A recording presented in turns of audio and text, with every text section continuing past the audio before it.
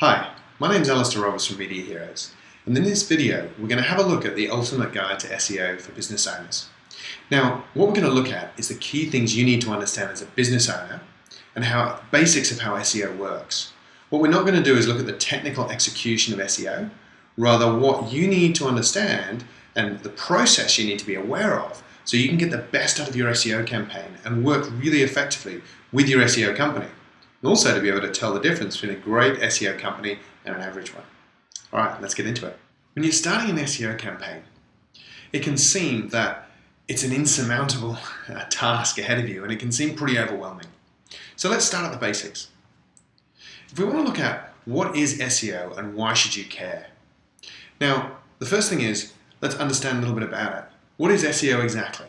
Yeah, at its most basic form, SEO, or search engine optimization, is the process of influencing the organic search results in search engines. That's it.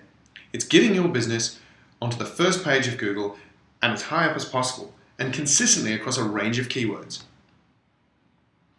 So what are some truths about SEO? Yeah, the first thing is that it's process driven and it's based on research.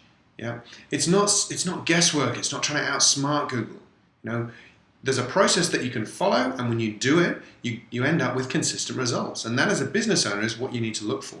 Because there's no good getting a result for a temporary period of time. It's starting to grow your business, you start to plan for that, and then all of a sudden it disappears again. What you need is consistency. So having a process is critical to that. The other thing is you're working with Google. You're not trying to trick Google. You're not trying to outsmart Google. What you're trying to do is understand what Google is trying to achieve for its customers, which, by the way, are your customers. So what Google's trying to achieve is it's trying to satisfy their user to give them the most relevant, high-quality search as quickly as possible.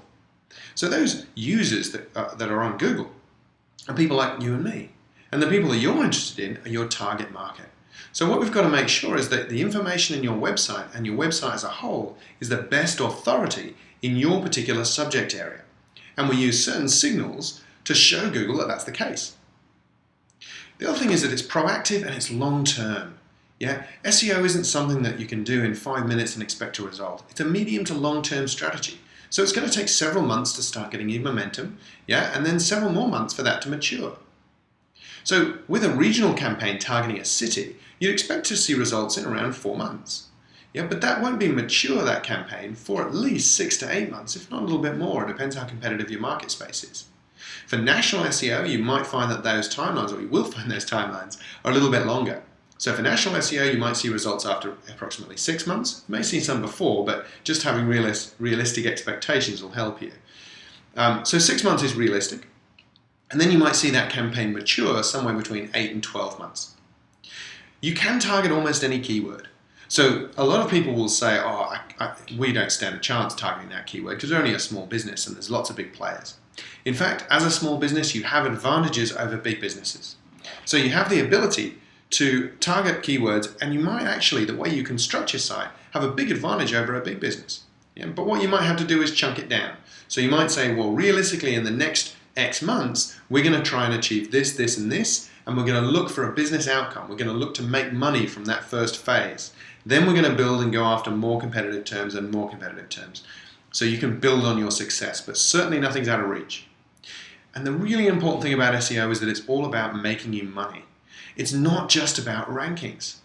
Rankings are only one factor, and you're going to have not one keyword, but a range of them. So the key is that you want a group of those keywords on page one. Yet some will go up and down, even with mature campaigns.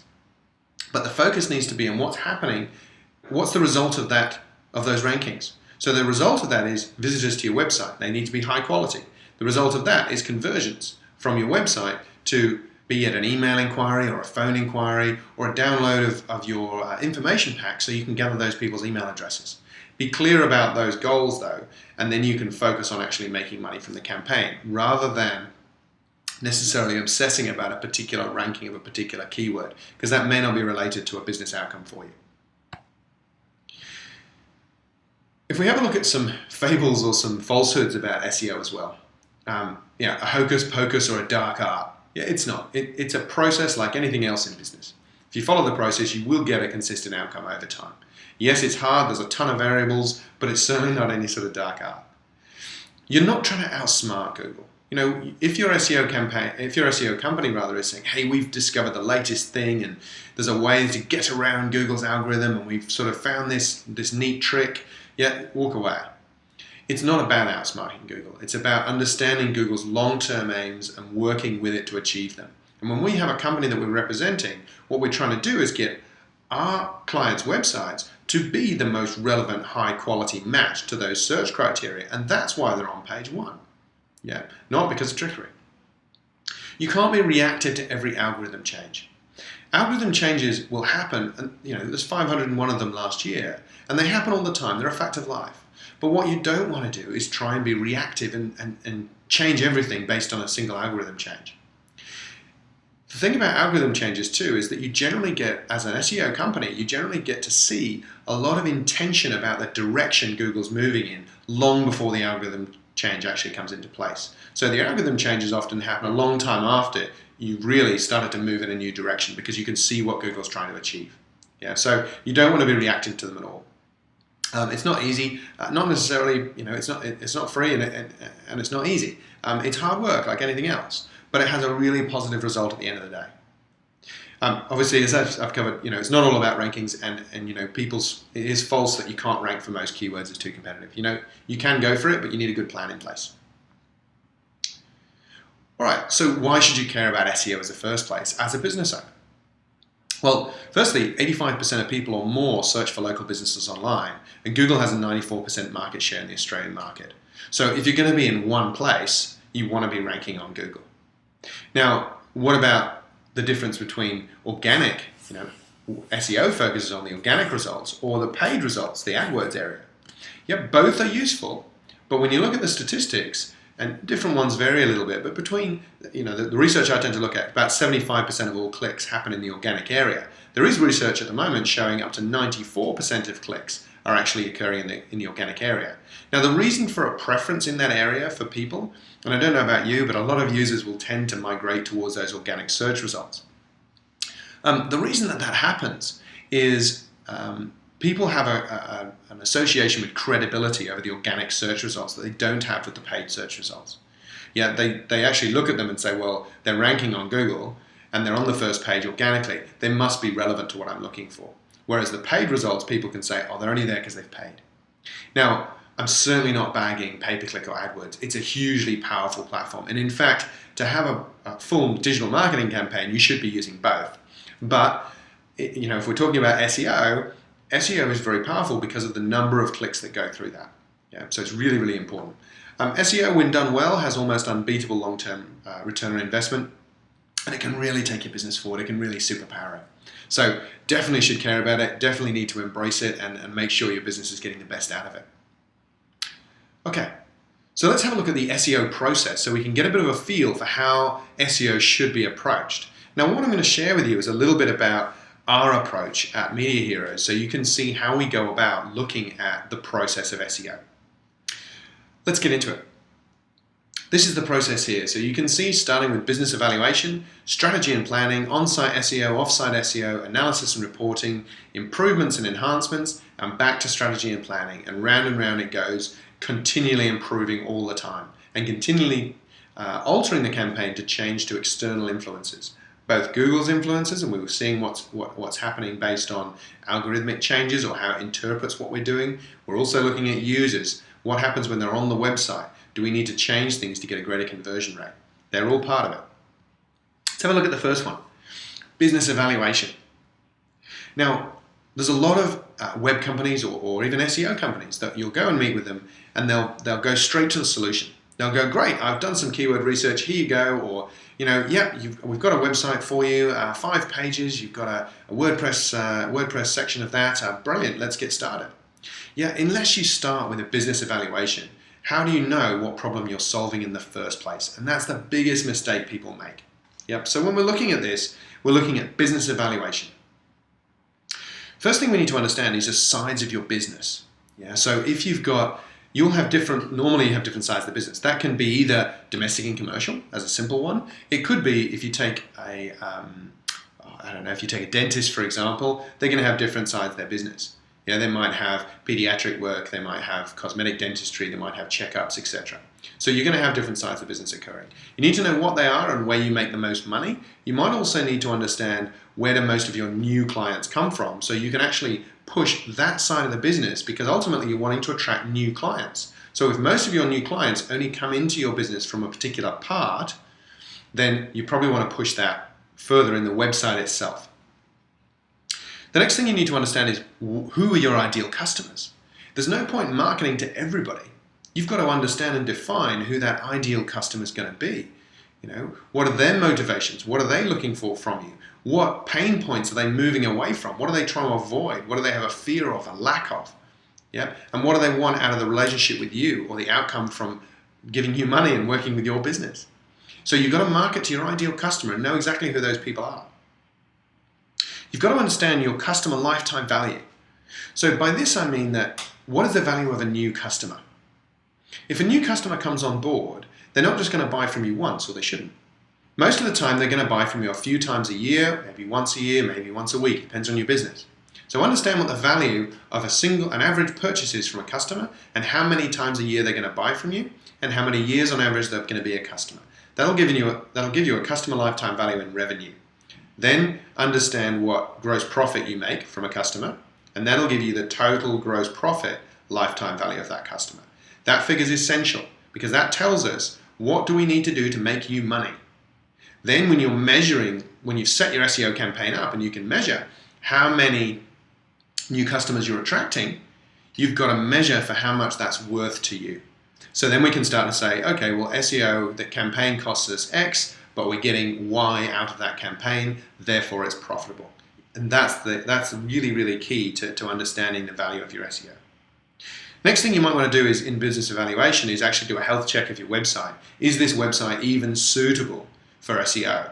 Is this website perhaps suitable for SEO, but perhaps it isn't structured in a way to actually convert visitors into inquiries? So if it isn't, you need to change it. There's no point investing in SEO if either the website's not the right vehicle for the job, so it's never going to be able to compete effectively with your competitors, or even if you get traffic there, you're not going to convert them into business, because ultimately SEO is about making you money. Yeah, not about visitors, not about rankings. They're part of the story, but it's about making you money. So understand that from the start. And you've got to have some realistic goals and outcomes from that as well, rather than, I want to be page 1, position 1 or nothing. It's a case of breaking down the goals that matter to your business and how you make money. The next section, strategy and planning. Okay, in this section, what we're wanting to look at here is understand what we need to do to be successful. So some of the things we need to consider in this area, we need to look at the competitive analysis. So what are your local competitors, the ones that you're directly competing with, what are they doing? Yeah, but why stop there? If you're in Brisbane, let's have a look at Melbourne and Sydney. Yeah. But again, you can look at Melbourne and Sydney and look at best practice. Why don't we have a look at London? Why not Toronto? Yeah. Why not LA or New York? Have a look around at some of the best people within your industry and similar industries, and we can start to see what's working for them and some great ideas from other people. Build that into your strategy, and you're going to have a hell of a lot better results at the end of the day. Obviously, you need to do keyword research as part of SEO. So what keywords are people actually searching for? It's important to note that it's not always the big, the keyword with the most volume that's actually going to be most valuable to you. If you take the example of the dentist again, something like if you're looking at a dentist in Brisbane, for example, and you look at dentist Brisbane, that's a great keyword, and you would definitely have that. And that's what you might call, your umbrella term or your main term. But you might find by talking to that business that actually that dentist makes most of his money or her money from cosmetic dentistry. And the biggest search around cosmetic dentistry is likely to be around teeth whitening. So yes, the keyword search volume is really, the keywords research is really important just to look at volume of searches, but you also need to understand how that business makes money and focus on those keywords to make sure you can make them the most money. What's really key as well is the website structure. Website structure is done as a result of keyword research. So you can group keywords into different sections, logical sections of people looking for certain things. So in the dentist example, if teeth whitening has a lot of searches for it, you definitely need a page for teeth whitening so that you can actually create the information on that page to convert people searching for teeth whitening, and they can land directly on that page as well.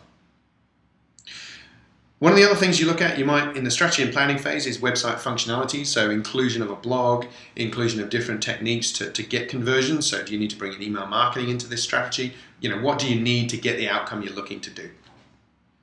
Obviously, conversion rate optimization is key. So understanding that the website is a funnel, and it needs to have an outcome to it. So you can logically look at, does this website have flow? Is it confusing? Is the navigation confusing? Are people clicking on things and being taken to other websites? Which is crazy. If you've got them on your website, keep them on your website until they've completed, your action at the end of the day, your goals. Great. So that gives you strategy and planning. Once you finish that phase and you've got a website with the right structure and so forth, you then move on to on-site optimization, on-site SEO. This is looking at the build and the coding of a website. It's looking at clean code, page speed, a whole range of factors that need to be tuned up in the website so that it can match the actual strategy that you're going for. So you've chosen your keywords, you've chosen what you're doing, you understand you're doing a local campaign over this sort of area. Now you need to make sure that the website is absolutely built for that purpose. And again, ideally, you get the website built by the same person who's doing your SEO. That's the best result, or at least by somebody who's an SEO expert. And test them on that. Make sure they really are, because otherwise you can end up with a website that simply cannot be SEO'd at all. But let's assume it can. On the on-site SEO, that's what you're focusing on. So you're looking at the build and code. You're looking at keyword distribution, so making sure those keywords are logically associated on the right pages, that you're not putting too many keywords on a page and so forth. You put a ton of keywords on a page, Google's trying to present the highest quality, most relevant result, tons of keywords. Now what you've got is a web page, a page on that website, which is too general. There's too many keywords on there. So you're not going to come up on the first page if you're doing that. The other big thing on-site that you need to look at is the content. So obviously things like meta title and H1, tags, all those sort of aspects. You need to make sure the content is natural, that it isn't over-optimized, and obviously that it has sales copy as well. You don't want to write all your copy for Google because it'll look very strange. And you also will probably get picked up for over-optimization. The next side is on off-site optimization, and this is really where what most people's view of SEO starts. You can see it's stage 4. So if you're starting with off-site optimization, you need to go back and rethink your campaign because you're unlikely to be successful if you're just starting here. The difference between off-site and on-site, you need to, on off-site optimization, once it goes through those standards, it needs to have a quality control to pass. And that's what we do at Media Heroes, is to make sure that every site, before it gets to the off-site optimization, has passed our strict standards so we know it's going to be successful. Once we're in off-site SEO, what you're looking at here is more traditionally what people associate with. So certainly link building has its place within SEO. It's not the be-all and end-all. And there's been a lot of, link building has received a lot of bad press, I suppose, over the last few years. The onset of Panda as an algorithm change penalized low quality links. And if you're outsourcing your links overseas and they're putting on dozens and dozens of low quality or potentially toxic links, it's a terrible strategy. Links are still useful. They're like a recommendation in business from one business to another. So what this is it's a link inbound to your website from another website. And really what it's saying is that website is recommending you. So the higher quality that site is, if they're geographically or industry associated with you, those links will be of a higher quality, etc. So looking at the quality of links is really, really important. You don't need to go overboard with link building, but you do need to have it as part of your strategy. The next part is really going to be your content marketing, and this has really risen in the last few years as being a big focus, and it really is a massive part of it now. What we're talking about here is blogs on your own website, potentially guest blogging, although again there's some mixed press around guest blogging. You just got to do it right and not abuse it. You could use infographics, you can use video. There's a range of things to create content on your site and also to generate inbound links to that site associated with the content. And probably the last part of offsite that's important to mention is the social media side. Certainly on Google+, sharing through that and starting to build an audience through that now is really important, and it will have an impact on rankings. So do have a look at that side. There's other things you can do as well, like Facebook and Twitter. Certainly, you'd want to have social media marketing as part of any full digital campaign. At the moment, they don't have a huge effect on SEO because there isn't information sharing really between Facebook, Twitter, and Google. They may resolve that in the future, who knows? But at the moment, Google Plus is probably the primary aspect in there. But anything you do, coordinate it with any social media that you're doing as well. You'll get more benefit anyway from that. The next part is analysis and reporting. So what we're looking at here is, when we're looking at reporting and analysis, we're looking at a couple of factors. We're certainly looking at rankings, yeah? I said they're not the most important thing, they're not, but you do need to be on the first page of Google for a range of search terms, otherwise you're not going to be getting the traffic to your website in the first place. Understand that you're not just going to have a single keyword, you're going to have a range of keywords, like a net. Yeah, some of those keywords will go up, some will go down over time.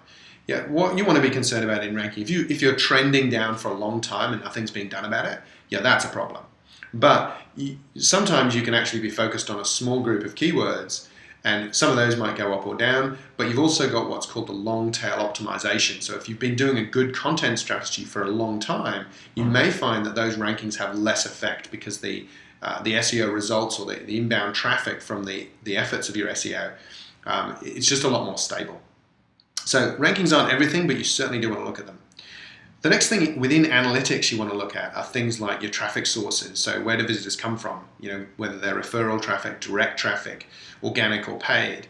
And this is increasing visitors. So visitors are actually more important than rankings because visitors are the result of rankings, yeah? So you can actually look at the number of visitors coming through from your organic SEO efforts.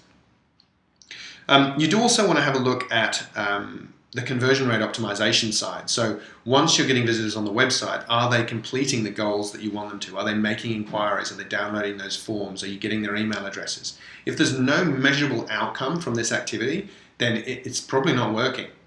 You need to have a measurable outcome. So what we're talking about here is goals. Now, you can analyze goal pathways and funnels in analytics, but this is where you can start to report on the money that you're making from your efforts, and that's really the key to it all. So goals are more important than visitors. Yeah, you can have less visitors, but more people filling out a goal, that's a better result. Goals are better than visitors. Visitors are more important than rankings. All three are really important to look at, but you need to interpret them in the right way so you understand what you're looking at. Yeah, big thing, focus on goals. All right, improvements and enhancements. So in this stage, what we're looking at is, how do we get better? We've got this data, now we need to improve our results, and so we get better and better results, right? There's really two factors you're looking at. One of these is what's happening in the data with Google. So how is Google reacting to the on-site and off-site optimization we're doing? Yeah, some things will work on a site. What an SEO consultant or a campaign manager has to do is they have to be looking at, okay, we're doing this activity this month. What's the reaction to Google from that? Okay, great, it's positive. We'll do a little bit more of that. We'll now do some more of this over here. And they're constantly looking at what's having a positive impact and what isn't having any impact at all. And they need to change and improve on that. So that's certainly looking at the off-site changes. If there's algorithmic updates, they may also need to do some updates to the on-site optimization to get better performance out of that website. If you don't do these things, what will happen is even if you're successful now, gradually your performance in Google will just naturally decline because you're not keeping up with the changes and you're not reacting to the information Google's giving you. The second bit of improvement and enhancements that you do is around your visitors. So this is where you're looking at what are your users doing on the website, and this is largely to do with are they converting when they're on the website itself. So these are changes to the website itself. Some of these things like your offsite optimization, that would normally be included as part of an SEO campaign. Things like the offsite and will be included, as will the onsite optimization. Normally campaigns will include improvements to both of those aspects to a point. If you need to have a structural change in your website, that normally wouldn't be included. It's going to be something that you need to invest in. Things like conversion rate optimization, improving how well a form works or how well people are completing something. Again, that's normally going to be in addition to what you spend in an SEO campaign. It depends on the company, but that's typically how you're going to see it. The important thing for you as a business owner is be prepared to keep investing in your website. Your website only has a lifespan of 3 to 4 years anyway before you need to start to think about to replace it. It's just how long a website will last. If your website's older than that, then you're doing really well, but you probably do need to start thinking about changing it, because small changes to conversion rate can have an enormous impact on how much money you make. An average Australian website only converts at 1%. If you can raise that to 2% or 3%, which you should, then you're going to see massive impacts out of that. So be prepared to reinvest, and be prepared to listen to the advice that you're getting from your SEO company, so that you can make changes, and understand that some of them will be included and some of them won't be. It's just how it has to be structured. Great. So that's the cycle, so that you can see the process.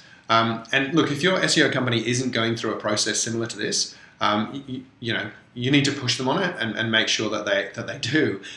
Or perhaps, when you're searching for a new SEO company, ask them questions associated with this sort of process to make sure they're going to go through this in enough detail, so that you're confident that they know exactly what, how your business works, how you make money, and how they're going to make you money, and then what process they're going to do to make sure that they do.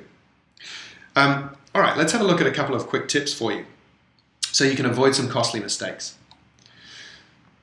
One of these is mistakes by business owners. So you've got two parties involved in here. You've got your business owner and you've got your SEO company. Yeah, both of them can make mistakes. As a business owner, some common things that there is a mistake that you can make is unrealistic expectations or timeframes. So if you're expecting SEO to give you, to change your business within 2 months, probably unrealistic. If you're expected to be page 1, position 1, and if you're not within 6 months, you're going to cancel, that's unrealistic. If you're expected to be on the first page of Google in the first month, again. So be realistic about this, so that what you're measuring is something which, it can be delivered. Because all too many times, business owners will change different SEO companies because they feel that their expectations aren't being met, when actually that's not how SEO works. So understand the timeframes involved, understand what the likely outcomes and goals are going to be along the way, and then focus on those. You'll get a lot better result and enjoy the process a lot more. If you're too involved, so if you start to become involved as a business owner in the mechanics of SEO, at worst case, you start doing your own link building, for example, while employing an SEO company. That's really bad, especially if you don't tell them. If you're going in and making big changes to the website all the time without involving the SEO company, that can be really damaging. So work with them in partnership. It's fine to do some aspects, probably not link building, but it's fine to do most other aspects, to change things and improve things in your website. But make sure they're involved in that process, so you don't do damage without meaning to. The other side of the other side of that, or the other extreme of that, is not being involved at all. So saying, okay, you're the SEO company, I'm gonna wash my hands of this, and you just report to me each month. You do need to be involved as far as the process goes and as far as the outcomes go. And not only do you need measures in terms of the SEO company provides measures of success, so goals, but you as a business owner need to measure, where does your business come from? You need to have those measures in place in your own business for all the marketing you do, and that's probably the biggest thing in any marketing you do to take responsibility for. That's the key to it all. Then you know what marketing is working and what isn't, and you can make educated decisions based on that as a business owner. If you focus too much on rankings, again, you can skew away from goals and achieve something that actually doesn't help your business. If you never reinvest in your website, you're going to come unstuck. If you're shopping for SEO at the lowest price, definitely bad news. Find a company that you trust, find a company that does it the right way. Going to the lowest price means that you're going to find outsourcing models, and you're going to find people who are taking shortcuts, and there is no shortcut with SEO. It's a long-term approach, and it's got to be on quality, and it's got to be genuine. So find the right person rather than the cheapest person. If you're fixing a budget in your mind, I'm only going to spend X per month, and I'm only going to spend this on my website or this on my marketing, then really you're looking at marketing in the wrong way. A lot of business advisors will say you need to spend 2% or 5% is the common term of your revenue on marketing. But actually, rather than that, look at the returns. If you're spending $100 on a particular marketing effort, SEO for example, and you're getting $1,000 back in return each month, then you want to keep giving them more and more money until you get diminishing returns. So it's not about a fixed budget, it's understanding how much money you're spending and how much money you're making. And as long as you're making a profit from your investment, keep investing more, because then you'll grow your business. And the final one is probably trusting without understanding the basics. It is wonderful to meet people with a huge amount of trust, but also those same people we tend to find have had really bad experiences in the past. So do be trusting, to a point, but make sure you understand the basics of SEO so that you can ask these sort of questions that I'm teaching you about today and make sure that your company you've chosen is doing the right thing. What are the mistakes by SEO companies? Well, any of the things we've talked about in the process, if they're not doing those, you're going to come unstuck. So any of these things, of these 7 on here, if they don't do any of these things, you're probably not going to be successful. So if they don't do any process of on-site SEO and put through a series of standards, bad news.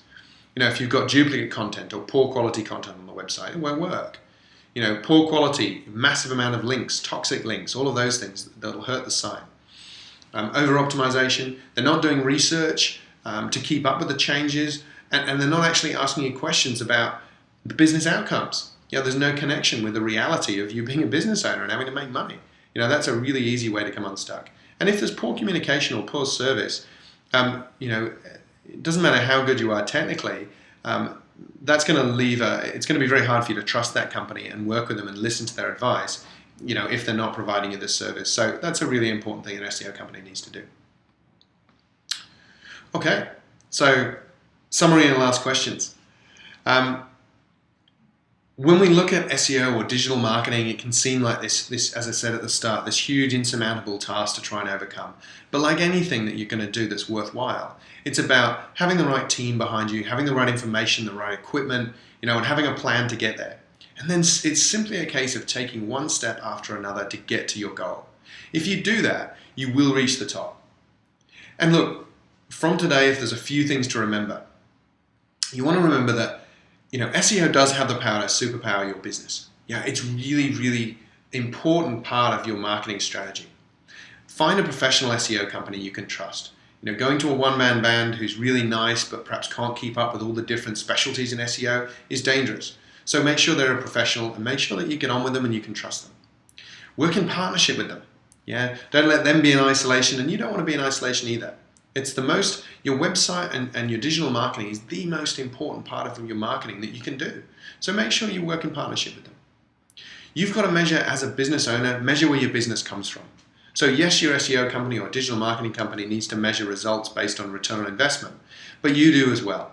So make sure you do take responsibility for that. It'll give you, much better sleep at night, and it'll give you much better ability to make decisions. So it's well worth it. Importantly, we've got to follow the process. Follow this process for SEO. There really are no shortcuts to it. Don't just start with offsite optimization. Don't just start with trying to promote any website. You've got to go through the process. Understand the process at a high level, but don't get too caught in the detail. You're a business owner, so you've got a ton of hats to wear, a ton of things to know. Don't get too caught in the detail of this or any part of the technical part of the business that isn't your specialty. And finally, be excited. Learn, experiment, and go out there and make some money. So look, I wish you all the very best in that side. And look, if you have any questions, please do get in touch with us. You can find our address there at Media Heroes, or if you're not already on our Facebook, jump onto our Facebook and like us. And you can contact me directly, Alistair Roberts, at my email address or through my LinkedIn profile. All right, I look forward to speaking to you all soon, and all the very best of luck. Take care. Bye-bye.